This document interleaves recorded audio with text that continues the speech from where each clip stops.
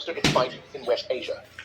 Parts of the THAAD system are being moved from South Korea to West Asia. THAAD stands for Terminal High Altitude Area Defense. It is one of the most advanced missile defense systems in the world. It is designed to intercept advanced, fast-moving missiles.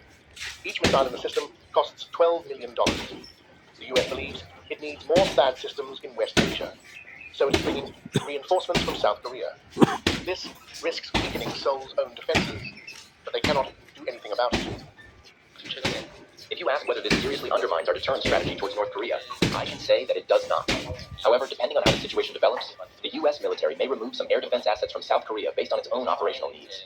While we have expressed opposition to such a move, the reality is that we cannot fully enforce our position. 일부 방공무기를 반출한 거에 대해서 우리는 Washington is also pulling Patriot interceptors from its Indo-Pacific stockpile. They are being redirecting them to the Gulf. So, assets that were positioned to deter one rival are now being redeployed to contain another. Britain is also bolstering its defences. London deployed military aircraft to the UAE. They will be working alongside Emirati forces and French jets already based in the country. France had been there from the very beginning.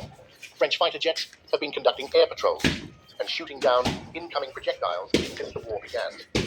So, from the UK to Australia and France, they now have skin in this conflict. Not as aggressors, but as defenders. But the distinction may blur the longer this conflict drags on. And that is the reality settling in across Western capitals. Each barrage that gets through pulls another government deeper into this conflict. Each deployment of THAAD batteries, spy planes, and Patriot interceptors raises the stakes. The West is no longer on the periphery of this war. It is very much a part of it. The world doesn't fit in boxes, so why should we lose? Battlefields to negotiation tables, give them outrage to real-world injustice. Conversations. I came up with this back in those early days when I was talking to service clubs and once in a while a high school class and a college class, making those little speeches. I came up with this little speech. Here it is. I'll give you the notes on it. It's called The 4 Ifs That Make Life Worthwhile. If you're looking to make a little speech, these notes might thrill you. Here was the first if. Life is worthwhile if you learn. You gotta know. You gotta have the information. When I talk to the kids in school, that's what I say. Get the information while you're here. What you're gonna do with it, that's up to you. Throw it all away, that's up to you. Just use a little of it, that's up to you. But while you're here, get it all. Right? There's nothing worse than being stupid. Being broke is bad, but being stupid is really bad. So get the information. What's really, really bad is being broke and stupid. Nothing worse than that. Unless you're sick. That would do it. Sick, broken, stupid. That's about as far as you can fall, unless you're ugly. But surely that's the ultimate negative life. Ugly, sick, broken, stupid. That is it. So you gotta know. You gotta have the information. So jot this down now. As I used in my notes, what you don't know will hurt you. Ignorance is not bliss.